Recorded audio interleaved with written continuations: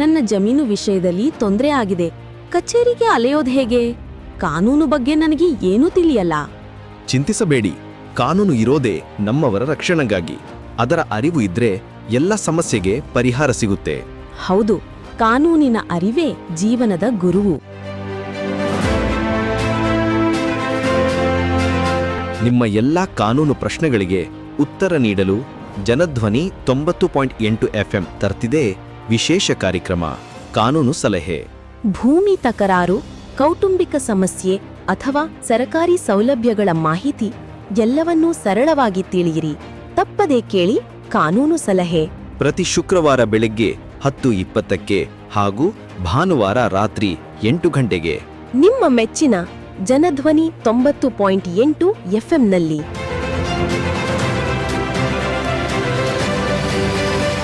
ಆತ್ಮೀಯ ಕೇಳುಗರಿಗೆ ನಮಸ್ಕಾರ. ನಾನು ನಿಮ್ಮ ಬಾನುಲಿ ಗೆಳೆಯ ಯತೀಶ್. ನೀವು ಕೇಳ್ತಾ ಇದ್ದೀರಾ ಜನಧ್ವನಿ ರೇಡಿಯೋ. ಎಂದಿನಂತೆ ತಮಗೆಲ್ಲರಿಗೂ ಕಾನೂನು ಸಲಹೆ ಕಾರ್ಯಕ್ರಮಕ್ಕೆ ಆತ್ಮೀಯವಾದ ಸ್ವಾಗತ. ಕಾನೂನು ಕೇವಲ ಪುಸ್ತಕದ ಸಾಲುಗಳಲ್ಲ, ಅದು ನಮ್ಮ ನೆಮ್ಮದಿಯ ಬದುಕಿನ ರಕ್ಷಾ ಕವಚ. ಗೊಂದಲಗಳಿಗೆ ತೆರೆ ಎಳೆಯಲು, ನ್ಯಾಯದ ಹಾದಿ ತೋರಿಸಲು ಇಂದು ನಿಮ್ಮ ಮುಂದೆ ಬಂದಿದೆ ನಿಮ್ಮ ನೆಚ್ಚಿನ ಕಾರ್ಯಕ್ರಮ ಕಾನೂನು ಸಲಹೆ. ಇಂದಿನ ಸಂಚಿಕೆಯಲ್ಲಿ ನಾವು ಚರ್ಚಿಸಲಿರುವ ವಿಷಯ ರಾಷ್ಟ್ರೀಯ ಮತದಾರರ ದಿನದ ಕುರಿತು. ಈ ವಿಷಯದ ಕುರಿತು ಸಂಪೂರ್ಣ ಮಾಹಿತಿಯನ್ನು ತಿಳಿಸಿಕೊಡಲು ಇಂದು ನಮ್ಮೊಂದಿಗಿದ್ದಾರೆ ವಕೀಲರಾಗಿರುವ HD ಕೋಟೆಯ ಶ್ರೀಯುತ ಮಹೇಶ್ ಕುಮಾರ್ BN ರವರು. ಬನ್ನಿ ಅವರನ್ನು ಕಾರ್ಯಕ್ರಮಕ್ಕೆ ಸ್ವಾಗತಿಸಿ ಈ ವಿಷಯದ ಕುರಿತು ಸಂಪೂರ್ಣ ಮಾಹಿತಿಯನ್ನು ತಿಳಿದುಕೊಳ್ಳೋಣ. ಸರ್, ಪ್ರಥಮವಾಗಿ ತಮಗೆ ಕಾನೂನು ಸಲಹೆ ಕಾರ್ಯಕ್ರಮಕ್ಕೆ ಆತ್ಮೀಯವಾದ ಸ್ವಾಗತ ಸರ್. ಎಲ್ಲರಿಗೂ ನಮಸ್ಕಾರ. ಸರ್, ಮೊದಲನೆಯದಾಗಿ ಈ ಒಂದು ರಾಷ್ಟ್ರೀಯ ಮತದಾರರ ದಿನದ ಹಿನ್ನೆಲೆಯನ್ನು, ಈ ಒಂದು ರಾಷ್ಟ್ರೀಯ ಮತದಾರರ ದಿನವನ್ನು ಆಚರಣೆ ಮಾಡುವುದರ ಉದ್ದೇಶವೇನು, ಅದರ ಒಂದು ಕಾನೂನಿನ ಅಂಶಗಳೇನು, ಅದರ ಸಂಪೂರ್ಣ ಮಾಹಿತಿಯನ್ನು ನಮ್ಮ ಕೇಳುಗರ ಜೊತೆ ಹಂಚ್ಕೊಳ್ಳೋದಾದರೆ. ನೋಡಿ, ಈ ದಿನ ನಾವು ಏನು ರಾಷ್ಟ್ರೀಯ ಮತದಾನದ ದಿನದ ಬಗ್ಗೆ ತಿಳ್ಕೊಳ್ಳೋಣ. ಭಾರತದಲ್ಲಿ ಪ್ರತಿ ವರ್ಷ ಜನವರಿ 25ರಂದು ರಾಷ್ಟ್ರೀಯ ಮತದಾರರ ದಿನವನ್ನಾಗಿ ಆಚರಿಸಲಾಗುತ್ತೆ. ಪ್ರತಿಯೊಬ್ಬ ಅರ್ಹ ನಾಗರಿಕನಿಗೆ ಮತದಾನದ ಹಕ್ಕಿನ ಬಗ್ಗೆ ಅರಿವು ಮೂಡಿಸುವುದು ಮತ್ತು ಚುನಾವಣೆ ಪ್ರಕ್ರಿಯೆಯಲ್ಲಿ ಯುವ ಜನರ ಭಾಗವಹಿಸುವಿಕೆಯನ್ನು ಉತ್ತೇಜಿಸುವುದು ಮತ್ತು ಪ್ರಜಾಪ್ರಭುತ್ವವನ್ನು ಬಲಪಡಿಸುವುದು ಇದರ ಮುಖ್ಯ ಉದ್ದೇಶ. ನಮ್ಮ ಪ್ರಜಾಪ್ರಭುತ್ವ ವ್ಯವಸ್ಥೆಯಲ್ಲಿ ಮತ ಎನ್ನುವುದು ಪ್ರಜೆಗಳ ಅತ್ಯಂತ ಪ್ರಬಲವಾದ ಅಸ್ತ್ರವಾಗಿದೆ. ದೇಶದ ಆಡಳಿತವನ್ನು ನಡೆಸುವಂಥ ನಾಯಕರನ್ನು ಆಯ್ಕೆ ಮಾಡುವ ಪರಮಾಧಿಕಾರ ಇರುವುದು ಮತದಾರರ ಕೈಯಲ್ಲಿಯೇ ಆಗಿದೆ. ಈ ಮಹತ್ವದ ಹಕ್ಕಿನ ಬಗ್ಗೆ ಜನಸಾಮಾನ್ಯರಲ್ಲಿ, ವಿಶೇಷವಾಗಿ ಯುವಕರಲ್ಲಿ ಜಾಗೃತಿ ಮೂಡಿಸಲು ಭಾರತ ಸರ್ಕಾರ ಮತ್ತು ಚುನಾವಣಾ ಆಯೋಗವು ಪ್ರತಿ ವರ್ಷ ಜನವರಿ 25ರಂದು ರಾಷ್ಟ್ರೀಯ ಮತದಾರರ ದಿನಾಚರಣೆಯನ್ನಾಗಿ ಆಚರಿಸಿಕೊಂಡು ಬರುತ್ತದೆ. ಈ ಮತದಾನದ ದಿನಾಚರಣೆ ಬರುವ ಇತಿಹಾಸ ಮತ್ತು ಹಿನ್ನೆಲೆಯನ್ನು ನಾವು ಒಂದ್ಸತಿ ನೋಡೋಣ. ಅಂದರೆ ಲೈನಲ್ಲಿ ಹೇಳ್ತೀನಿ, ಭಾರತದಲ್ಲಿ ಸ್ವತಂತ್ರ ಮತ್ತು ನ್ಯಾಯಸಮ್ಮತ ಚುನಾವಣೆಗಳನ್ನು ನಡೆಸಲು 1950ರ ಜನವರಿ 25ರಂದು ಭಾರತೀಯ ಚುನಾವಣಾ ಆಯೋಗ, ಎಲೆಕ್ಷನ್ ಕಮಿಷನ್ ಆಫ್ ಇಂಡಿಯಾ, ಇದನ್ನು ನಾವು ಸ್ಥಾಪನೆ ಮಾಡಿಸಲಾಯಿತು. ಈ ಐತಿಹಾಸಿಕ ದಿನದ ನೆನಪಿಗಾಗಿ ಮತ್ತು ಚುನಾವಣಾ ಆಯೋಗದ ಸಂಸ್ಥಾಪನಾ ದಿನವನ್ನು ಗುರುತಿಸಲು ಮೊದಲ ಬಾರಿಗೆ 2011 ಜನವರಿ 25ರಂದು ರಾಷ್ಟ್ರೀಯ ಮತದಾರರ ದಿನವನ್ನು ಆಚರಿಸಲಾಯಿತು.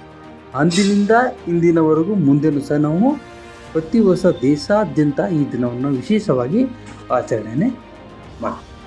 ಈ ನಮ್ಮ ರಾಷ್ಟ್ರೀಯ ಮತದಾರರ ದಿನದ ಮಹತ್ವ ಏನಿರ್ಬೋದು?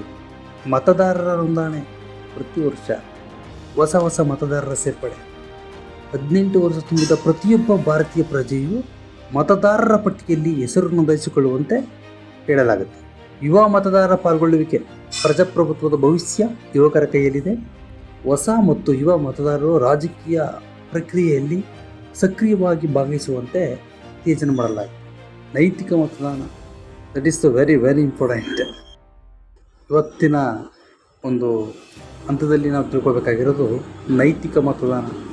ಯಾವುದೇ ಆಮಿಷಗಳಿಗೆ ಬಲಿಯಾಗದೆ, ಯಾವುದೇ ಜಾತಿ, ಯಾವುದೇ ಧರ್ಮ ಇವುಗಳನ್ನು ನಾವು ಗಣನೆ ತೆಗೆದುಕೊಳ್ಳದೆ, ಈ ಜಾತಿ ಧರ್ಮಗಳನ್ನ ಮೀರಿ ದೇಶದ ಅಭಿವೃದ್ಧಿಗಾಗಿ ದೇಶವನ್ನು ಒಂದು ಉತ್ತಮವಾದಂಥ, ಅತ್ಯುತ್ತಮವಾದ ಮಟ್ಟಕ್ಕೆ ತರುವಲ್ಲಿ ಶ್ರಮಿಸುವ ಸಮರ್ಥ ನಾಯಕರನ್ನು ಆಯ್ಕೆ ಮಾಡುವ ಜವಾಬ್ದಾರಿಯನ್ನು ತಿಳಿಸುವುದು.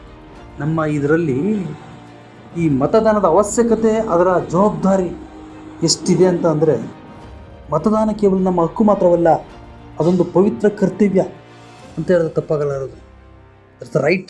ಮತ ಹಾಕುವುದು ನನ್ನ ಹಕ್ಕು, ಪವಿತ್ರ ಕರ್ತವ್ಯ. ಒಂದು ಉತ್ತಮ ಸರ್ಕಾರವನ್ನು ಆಯ್ಕೆ ಮಾಡಲು ನಮ್ಮದೊಂದು ಮತ ಅಂತ ಇದೆಯಲ್ಲ, ವೋಟ್, ತುಂಬ ಅತ್ಯಂತ ನಿರ್ಣಾಯಕವಾಗಿರೋದು.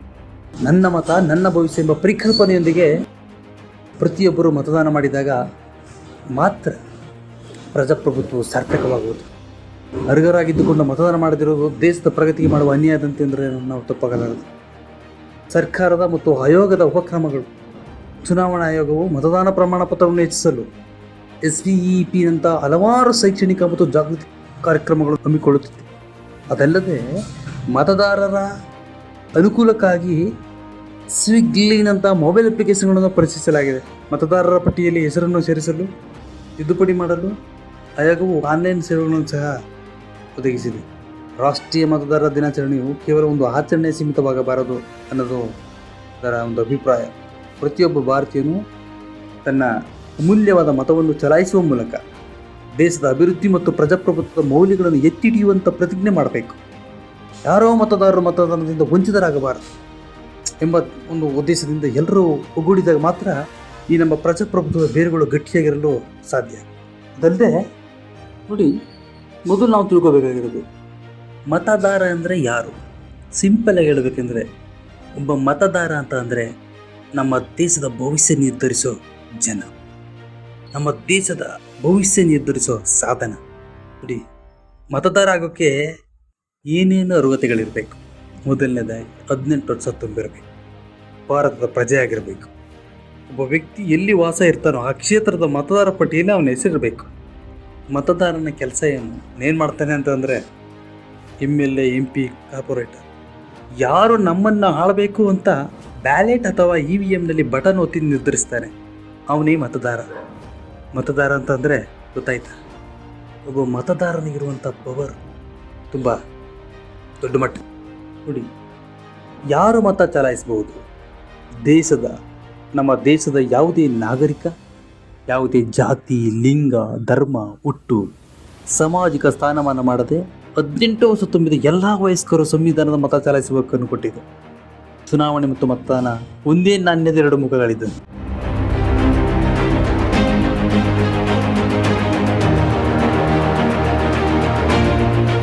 ನೋಡಿ, ಚುನಾವಣೆ ಮತ್ತು ಮತದಾನ ಒಂದೇ ನಾಣ್ಯದ ಎರಡು ಮುಖಗಳಿದ್ದಂತೆ. ಚುನಾವಣೆ ಗುಪ್ತ ಮತದಾನದ ಮೂಲಕ ನಡೆಯುತ್ತದೆ. ಗುಪ್ತ ಮತದಾನದಿಂದ ಯಾವುದೇ ಭಯವಿಲ್ಲದೆ ತನಗಿಷ್ಟ ಬಂದವರಿಗೆ ಒಬ್ಬ ಮತದಾರ ಮತ ಚಲಾಯಿಸ್ತಾರೆ. ಆದರೆ ಇತ್ತೀಚೆಗೆ ನಾವು ನೋಡ್ಬೋದು, ಅದನ್ನು ಹೇಳೋದಕ್ಕೂ ನಮಗೆ ಅಸಹ್ಯ ಆಗುತ್ತೆ. ಹಣ, ಹೆಂಡ, ಮುತ್ತಿತರ ಅಮೀಸಗಳಿಗೆ ತನ್ನ ಗುಪ್ತ ಮತವನ್ನು ನಾವುಗಳು ಇವತ್ತು ತಮ್ಮ ಹಕ್ಕನ್ನು ಬಹಿರಂಗಗೊಳಿಸಿ ನಮ್ಮ ಮತನ ನಾವು ಮಾರ್ಕತ್ತಾ ಇದೀವಿ ಅಂತ ಹೇಳಿದ್ರೆ ತಪ್ಪಾಗಲಾರದು. ನೆಕ್ಸ್ಟು ಈ ಒಂದ್ರ ಬಗ್ಗೆ ಮಾತಾಡೋಕ್ಕೆ ಬಂದರೆ, ಚುನಾವಣೆಯ ವಿಧಾನ ಹೀಗಿರುತ್ತೆ ಅಂತಂದರೆ, ನೋಡಿ, ಪ್ರತ್ಯಕ್ಷ ವಿಧಾನ ಮತ್ತು ಪರೋಕ್ಷ ವಿಧಾನ. ಚುನಾವಣೆಯ ವಿಧಾನ ಎರಡಿರುತ್ತೆ, ಒಂದು ಪ್ರತ್ಯಕ್ಷ ವಿಧಾನ ಮತ್ತೊಂದು ಪರೋಕ್ಷ ವಿಧಾನ. ಪ್ರತ್ಯಕ್ಷ ವಿಧಾನ ಅಂತ ಅಂದರೆ ನೇರವಾಗಿ ಸಾರ್ವತ್ರಿಕ ಮತದಾನದ ಮೂಲಕ ಮತ ಪಡೆದು ಆಯ್ಕೆಯಾಗುವುದೇ ಪ್ರತ್ಯಕ್ಷ ಮತದಾನ. ಉದಾಹರಣೆಗೆ ಪಂಚಾಯತ್ ಸದಸ್ಯರು, ಶಾಸಕರು ಮತ್ತು ಸಂಸದರು ಇತ್ಯಾದಿಗಳು. ನೇರವಾಗಿ ನಾವು ಸಾರ್ವತ್ರಿಕ ಮತದಾನವನ್ನು ಪಡೆದು ಅದರ ಮೂಲಕ ನಾವು ಆಯ್ಕೆಯಾಗೋದನ್ನು ನಾವು ಪ್ರತ್ಯಕ್ಷ ವಿಧಾನ ಅಂತ ಹೇಳಿ ನಾವು ಕರಿತೀವಿ. ಸೊ ನೆಕ್ಸ್ಟ್ ಬಂದು ಪರೋಕ್ಷ ವಿಧಾನ. ಸಾರ್ವತ್ರಿಕ ಚುನಾವಣೆ ನಡೆಯದೆ ಜನರಿಂದ ಆಯ್ಕೆಯಾದ ನಾಯಕರಿಂದ ಆಯ್ಕೆಯಾಗುವ ವಿಧಾನವೇ ಪರೋಕ್ಷ ವಿಧಾನ. ಸಾರ್ವತ್ರಿಕ ಚುನಾವಣೆಗಳು ನಡೆಯದೆ ಜನರಿಂದ ಆಯ್ಕೆಯಾದ ನಾಯಕರಿಂದ ಆಯ್ಕೆಯಾಗುವ ವಿಧಾನವೇ ಪರೋಕ್ಷ ವಿಧಾನ. ಇದರಲ್ಲಿ ಯಾರು ಬರ್ತಾರೆ ಅಂದರೆ ವಿಧಾನ ಪರಿಷತ್ ಸದಸ್ಯರುಗಳು, ರಾಜ್ಯಸಭಾ, ರಾಷ್ಟ್ರಪತಿ, ಉಪರಾಷ್ಟ್ರಪತಿ ಇತ್ಯಾದಿಗಳು ಬರ್ತಾರೆ. ನೋಡಿ, ಇನ್ನೂ ಹೆಚ್ಚಿಗೆ ಹೇಳಬೇಕು ಅಂತಂದರೆ ನಮ್ಮ ಮತದಾರನ ಪ್ರಾಮುಖ್ಯತೆ ಎಷ್ಟಿದೆ ಅಂತ ಅಂದರೆ, ಒಬ್ಬ ಮತದಾನದ ಮೂಲಕ ಅಥವಾ ಒಂದು ಮತದಾನದ ಮೂಲಕ ಆಡಳಿತದ ಚುಕ್ಕಾಣಿ ಹಿಡಿಯುವಂಥ ಪ್ರಜಾಪ್ರತಿನಿಧಿಗಳನ್ನು ಆಯ್ಕೆ ಮಾಡುವಂಥ ಒಂದು ಸಮರ್ಥ್ಯ ಇದೆ. ಜನರಿಗೆ ತಮಗೆ ಇಷ್ಟವಾದಂಥ ನಾಯಕನನ್ನು ಆಯ್ಕೆ ಮಾಡುವ ಅಧಿಕಾರ ಇದೆ. ಜನಾಭಿಪ್ರಾಯದ ಮೂಲಕ ಸರ್ಕಾರವನ್ನು ಜಾರಿಗೆ ತರಲು ಇದು ಸಹಾಯವಾಗುತ್ತೆ. ಪ್ರಜೆಗಳು ಸರ್ಕಾರವನ್ನು ನಿಯಂತ್ರಿಸುತ್ತಾರೆ ಎಂದು ಸಮರ್ಥಿಸುತ್ತದೆ ಈ ಒಂದು ಮತದಾನ.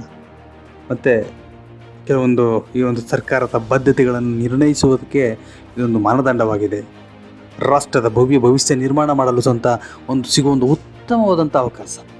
ನಮ್ಮ ರಾಷ್ಟ್ರನ, ನಮ್ಮ ದೇಶನ, ನಾವಿರುವಂಥ ಪ್ರದೇಶಗಳನ್ನು ಒಂದು ಒಳ್ಳೆಯ ರೀತಿಯಲ್ಲಿ ನಿರ್ಮಾಣ ಮಾಡಿಕೊಳ್ಳೋದಕ್ಕೆ ಪ್ರತಿಯೊಬ್ಬ ಮತದಾರರಿಗೆ ಸಿಕ್ಕುವಂಥ ಒಂದು ಉತ್ತಮವಾದಂಥ ಅವಕಾಶ. ಸರ್ಕಾರಗಳು ಜವಾಬ್ದಾರಿತವಾಗಿ ಕಾರ್ಯನಿರ್ವಹಿಸಲು ಮತದಾನ ಪ್ರಕ್ರಿಯೆ ಅನ್ನೋದು ತುಂಬ ಎಚ್ಚರಿಕೆಯ ಗಂಟೆಯಾಗಿದೆ.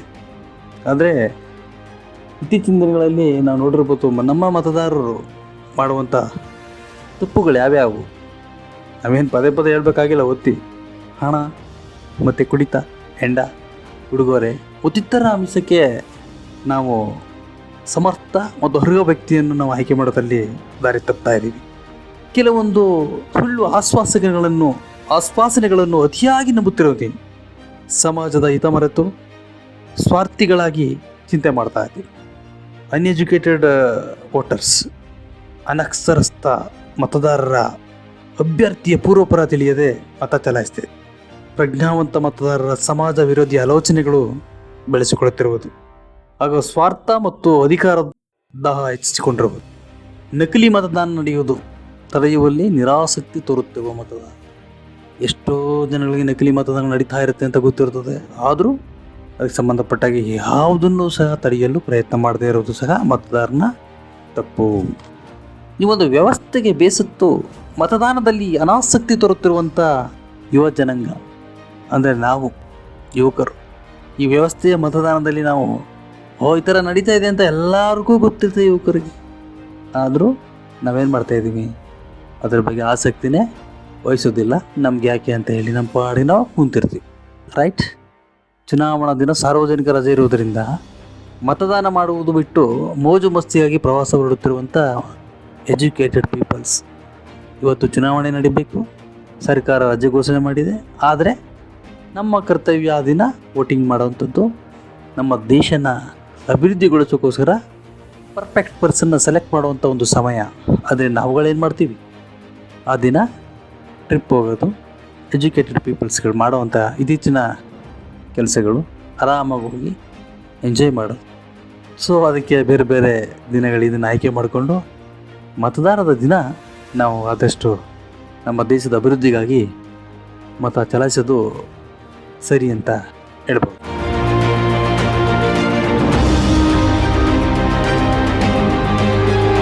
ಮತದಾನದ ಮತದಾರ ಇದ್ದಾನಲ್ಲ, ಅದರ ಜವಾಬ್ದಾರಿ ಹೇಗಿರಬೇಕು ಅಂತಂದರೆ, ಮತದಾನ ಮಾಡೋದು ನನ್ನ ಹಕ್ಕು ಅಂತ ಹೇಳ್ತಾರೆ. ಆ ಹಕ್ಕು ಅನ್ನೋದನ್ನು ಹಬ್ಬದಂತೆ ಸಂಭ್ರಮಿಸಬೇಕು ಮತದಾರ.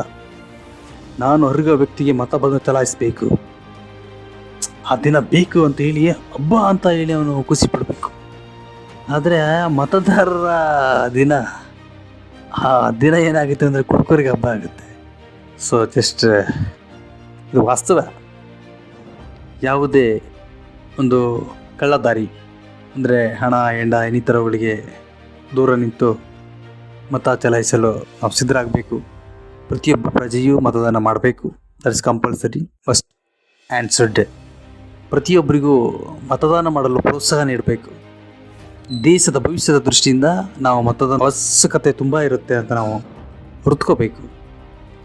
ಒಬ್ಬ ಅಭ್ಯರ್ಥಿಯ ಗುಣ, ಅವನ ನಡತೆ, ಅವನ ಸಾಮಾಜಿಕ ಬದ್ಧತೆಗಳನ್ನು ಆಧರಿಸಿ ನಾವು ಮತ ನೀಡಬೇಕು.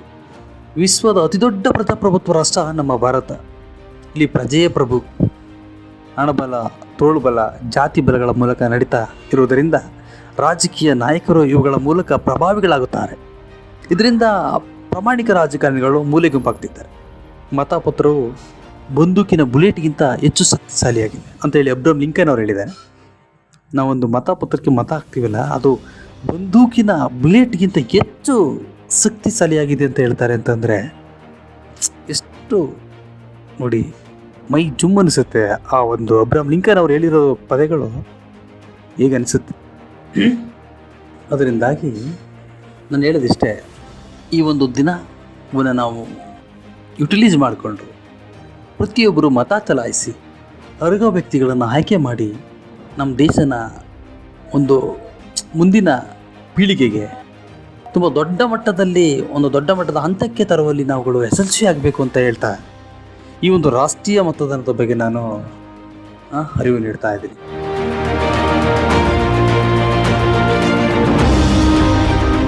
ಸರ್, ತಾವು ಇಷ್ಟು ಸಮಯದವರೆಗೆ ಈ ಒಂದು ರಾಷ್ಟ್ರೀಯ ಮತದಾರರ ದಿನದ ಕುರಿತು ನಮಗೆ ಸಂಪೂರ್ಣ ಮಾಹಿತಿಯನ್ನು ತಿಳಿಸ್ಕೊಟ್ಟಿದ್ದಕ್ಕೆ, ನಿಮ್ಮ ಒಂದು ಬಿಡುವಿಲ್ಲದ ಸಮಯದ ನಡುವೆಯೂ ಸಹ ನಮಗೆ ಮತ್ತು ನಮ್ಮ ಕೇಳುಗರಿಗೆ ಇಷ್ಟೊಂದು ಉಪಯುಕ್ತವಾದ ಮಾಹಿತಿಯನ್ನು ತಿಳಿಸ್ಕೊಟ್ಟಿದ್ದಕ್ಕೆ ನಮ್ಮಿಂದ ಹಾಗೂ ಸಮಸ್ತ ಕೇಳುಗರಿಂದ ತಮಗೆ ಹೃತ್ಪೂರ್ವಕ ಧನ್ಯವಾದಗಳು ಸರ್.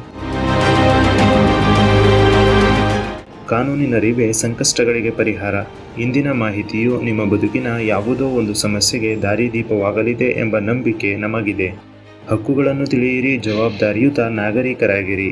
ಮತ್ತೆ ಭೇಟಿಯಾಗೋಣ ಕಾನೂನು ಸಲಹೆಯ ಮುಂದಿನ ಸಂಚಿಕೆಯಲ್ಲಿ. ಅಲ್ಲಿಯವರೆಗೂ ಕೇಳ್ತಾ ಇರಿ ಜನಧ್ವನಿ ಸಮುದಾಯ ಬಾನುಲಿ ಕೇಂದ್ರ 90.8 ಕಂಪನಾಂಕದಲ್ಲಿ ಸರಗೂರಿನಿಂದ ಪ್ರಸಾರವಾಗುತ್ತಿದೆ. ಧನ್ಯವಾದಗಳು.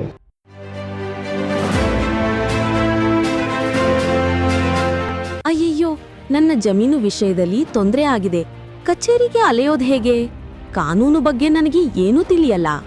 ಚಿಂತಿಸಬೇಡಿ, ಕಾನೂನು ಇರೋದೇ ನಮ್ಮವರ ರಕ್ಷಣೆಗಾಗಿ. ಅದರ ಅರಿವು ಇದ್ರೆ ಎಲ್ಲ ಸಮಸ್ಯೆಗೆ ಪರಿಹಾರ ಸಿಗುತ್ತೆ. ಹೌದು, ಕಾನೂನಿನ ಅರಿವೇ ಜೀವನದ ಗುರುವು. ನಿಮ್ಮ ಎಲ್ಲ ಕಾನೂನು ಪ್ರಶ್ನೆಗಳಿಗೆ ಉತ್ತರ ನೀಡಲು ಜನಧ್ವನಿ 90.8 FM ತರ್ತಿದೆ ವಿಶೇಷ ಕಾರ್ಯಕ್ರಮ ಕಾನೂನು ಸಲಹೆ. ಭೂಮಿ ತಕರಾರು, ಕೌಟುಂಬಿಕ ಸಮಸ್ಯೆ ಅಥವಾ ಸರಕಾರಿ ಸೌಲಭ್ಯಗಳ ಮಾಹಿತಿ ಎಲ್ಲವನ್ನೂ ಸರಳವಾಗಿ ತಿಳಿಯಿರಿ. ತಪ್ಪದೇ ಕೇಳಿ ಕಾನೂನು ಸಲಹೆ. ಪ್ರತಿ ಶುಕ್ರವಾರ ಬೆಳಗ್ಗೆ 10:20ಕ್ಕೆ ಹಾಗೂ ಭಾನುವಾರ ರಾತ್ರಿ 8 ಗಂಟೆಗೆ ನಿಮ್ಮ ಮೆಚ್ಚಿನ ಜನಧ್ವನಿ 90.8 FMನಲ್ಲಿ.